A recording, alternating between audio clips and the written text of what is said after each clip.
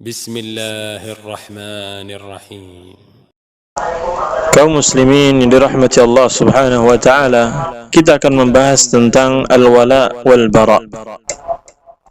Definisi tentang aqidah al-wala wal bara bisa dibaca dalam kitab Al-Madkhal li Dirasatil Aqidah Al-Islamiyah ala madhhab ahli sunnati wal jamaah pada halaman 191 sampai 203, dan juga dalam kitab Al-Wajiz fi Aqidati Salafis Salih halaman 139 sampai halaman 146,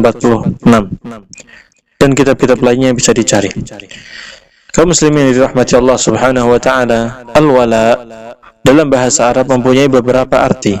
Di antaranya adalah mencintai, menolong, mengikuti, mendekat kepada sesuatu. Kata al-muwalah adalah lawan dari kata al-mu'adah atau al-adawah yang berarti permusuhan. Dan kata al-wali adalah lawan dari kata al-adu. Kalau al-wali teman, kalau al-adu artinya musuh. Kata ini juga digunakan untuk makna memantau, mengikuti, dan berpaling.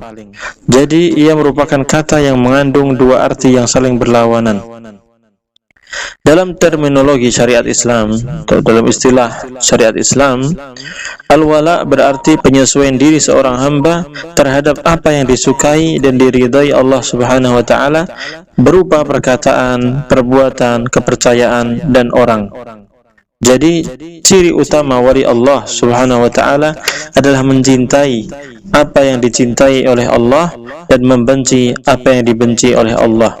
Dia condong dan melakukan semua itu dengan penuh komitmen. Sedangkan kata al-bara dalam bahasa Arab mempunyai banyak arti, antara lain menjauhi, membersihkan diri, melepaskan diri, dan memusuhi. Kata bari'a berarti membebaskan diri dari melaksanakan kewajibannya terhadap orang lain. Sebagaimana firman Allah Subhanahu wa ta'ala, bara'atun minallahi wa rasulihi ilal ladzina 'ahadtum minal musyrikin. Inilah pernyataan pemutusan hubungan dari Allah, pemutusan hubungan dari Allah dan Rasulnya kepada orang-orang musyrik yang kalian, wahai kaum muslimin, mengadakan perjanjian dengan mereka. Al-Quran Surat At-Taubah ayat 1. Dalam terminologi syariat Islam, al-bara berarti penyesuaian diri seorang hamba terhadap apa yang dibenci dan dimurkai Allah, berupa perkataan, perbuatan, keyakinan, dan kepercayaan, serta orang.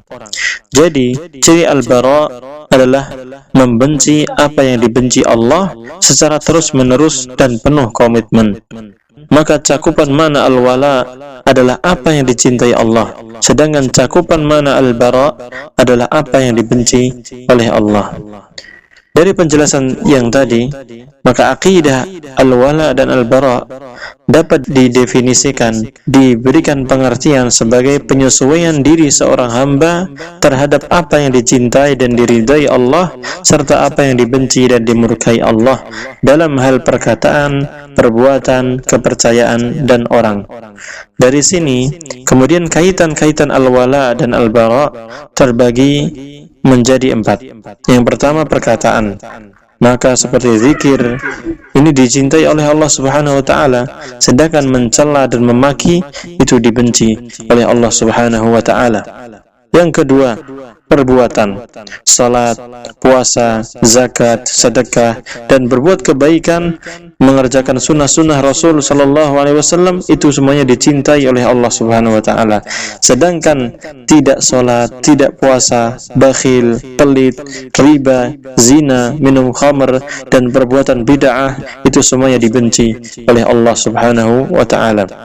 Yang ketiga, kepercayaan. Iman dan tauhid itu dicintai oleh Allah Subhanahu wa taala, sedangkan kufur dan kesyirikan dibenci oleh Allah Subhanahu wa taala. Yang keempat, orang yang muwahhid yang bertauhid, yang mengikhlaskan ibadah semata-mata karena Allah Subhanahu wa taala, maka dia dicintai oleh Allah Subhanahu wa taala. Sedangkan orang kafir dan musyrik, munafik, dia dibenci oleh Allah Subhanahu wa taala.